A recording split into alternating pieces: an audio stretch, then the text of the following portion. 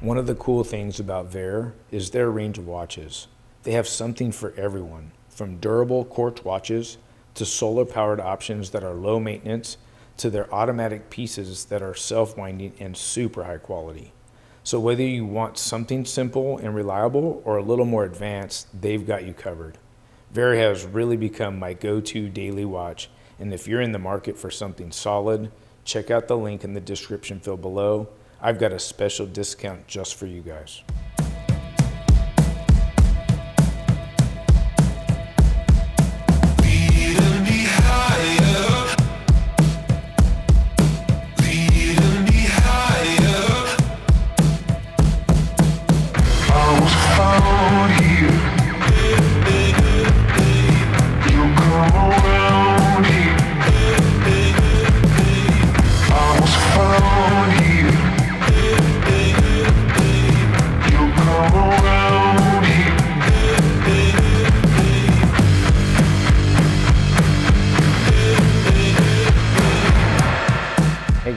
Welcome to Surf and Show. I'm Noel. Today's surfboard review, Xero Gravity by JS Surfboards. Now I've got it in the new Carbotune full carbon wrap construction. This is a stock 5'6", coming in at 26.1 liters in the Easy Rider dims. Now I'm 5'9" and 168 pounds. This is gonna be a great review. Sit back, get your favorite drink, enjoy the show. Now I think the first place we should start, Xero Gravity is kind of a combination between Air 17X and Monsta Box. Now, the original Monsta Box, I had the privilege of riding years ago. It was a favorite of mine. Rode it in some of the point breaks in Southern California, had a lot of fun on that board, and then I got the Monsta Box 2020, and that board actually needed some wave to go good. The flat face waves at some of the point breaks I was surfing, it really didn't carry the speed that I was expecting it to have, but then I took it to a beach break where it was a little bit more punchy, coming off the bottom, getting in the lip. That little bit more power, the board actually had a lot of drive, had a lot of hold, and I felt like that was a better environment for the Monsta Box 2020. Now, on the Air 17X, that board felt like a legitimate high-performance shortboard. I rode it at the St. Point breaks, and one of the things I noticed about that board compared to the Monsta Box is it was drawing a sharper line. There was something about the tail seemed a little bit more pulled in, same with the nose, maybe a tad more rocker, but the lines were crisp. I felt like the kind of board that I would choose to ride in heats if I was surfing on the QS. Now, fast forward to Xero Gravity. This board is feeling more like the Air 17X to me.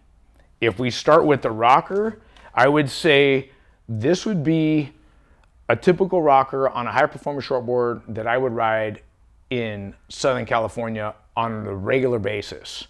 And I would say it's a medium entry and the medium exit. Now, when I talk about rocker, it's all about traction. These boards need to be moving rail to rail for them to be in their element. The JS website says it has a medium to full rail. With this being the Easy Rider dims, it's a little bit shorter at 5'6". If I was going standard dims, it would be 5'8".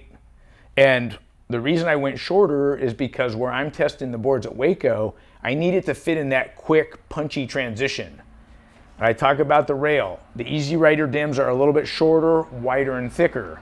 And I would say if the rail is supposed to be medium to full, I would say it feels a little bit more medium to me. And it's probably because the rail's turned down a bit. The apex of the rail's a little bit lower, so it's gonna have a lot of hold, traction, and I'm gonna be able to really get this board to settle down when I'm moving at a high speeds. Now, at Waco, it's not really about flying down the line, like some of you guys surf at your local beach breaks. It's more about how quick can I get the board top to bottom. And when I talk about medium exit rocker and this board feeling like a high-performance shortboard, it's going top to bottom as fast as I want, and the harder I push on the rail, the more drive the board has. I wanted to just point out with a straight edge, I would say the single concave under the front foot is moderate, right? And as I go back in here, this is where you're gonna start to see a little bit of that double concave here. And then over the side fins, Most of the time, concaves get deeper and deeper as it goes into where the fins are. And I would say it's relatively moderate throughout the entire time as I'm pushing my straight edge back. And you can see even here, just over the third fin, you can still see that double concave and then all the way to the end. I just want to point out that I feel like the concave's a little bit deeper under the front foot. So that's going to be maximum air coming through, giving us that lift and the speed to get this board up, planing and skipping across the water surface, and then going into the double, which obviously helps the board roll over on rail and have good flow. Now I want to talk about the fins I chose and why. I did the bulk of the surfing on my rake template. It's got maximum drive. I feel like this is the ideal type of fin to partner or pair with a board that has a high performance rocker. I always like to complement the rocker with a fin that has a lot of sweep, so that way I'm getting maximum speed when the board's on rail. Now it does have a smaller center fin, which is going to keep the board feeling loose and a little bit more playful at the peak of a turn. Now this is G10 fiberglass, and the reason I'm starting to talk about the fin construction is because I want to talk about Carbotune. With this full carbon layup, it's feeling lively underfoot. It's got that pop, that projection in the drive. And for me personally, when I get on boards like the Carbotune or even the Hi-Fi 3 construction, the whole idea behind these constructions and carbon layups is that it's given us that rebound, that quickness, that pop. It has an EPS foam core. And when I get on a board that's super light, and the Carbotune is going to take a little bit more to load. So when I'm going to the bottom of the wave and I'm sitting into my backside bottom turns, I can feel the Carbotune loading. And when I come off the bottom, it's projecting me up into the lip really quick.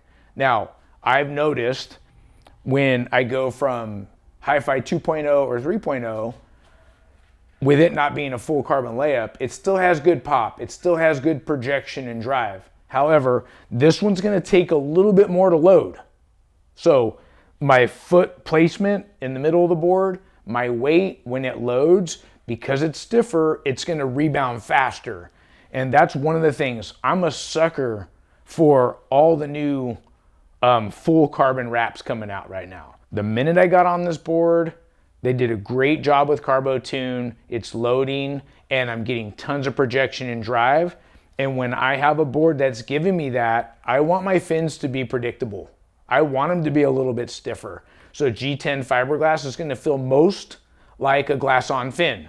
Now I also have the Pivot Twin Plus trailer in pre-preg carbon, which is going to give me that consistency and that accuracy and that, you know, familiar feel that you would want when you're riding a board that has the pop.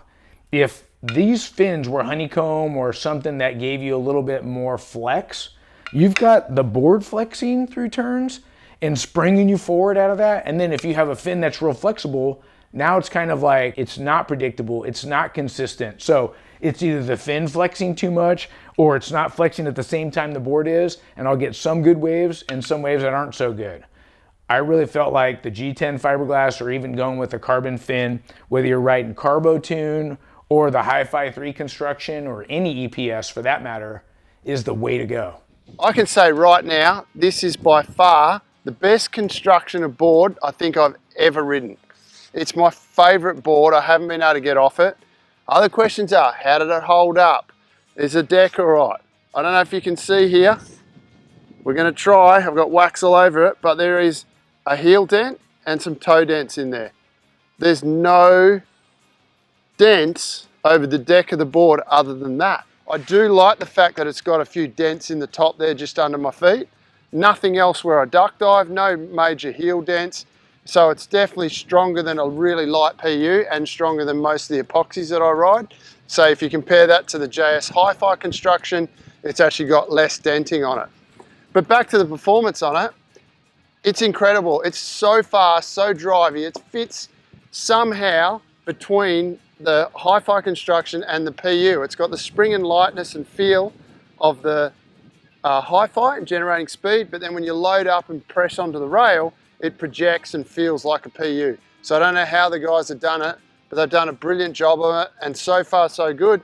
This board is my favorite board so far this year out of everything I've done as a daily driver, and you can ride it in small surf, big surf. I've ridden it in a multitude of fins. Yeah, Pablo. This is like take number 4, but we're having a good time. Pablo works here at Waco Surf, and he's always ripping on some random surfboard, and I'm thinking, you know what, you should do some board reviews with us. So we put him on the Xero Gravity. Guys, this is a stock 5'6", coming in at 26.1 liters. How tall are you? I am 5'9", 5'8 and a half, 5'9", 165 liters.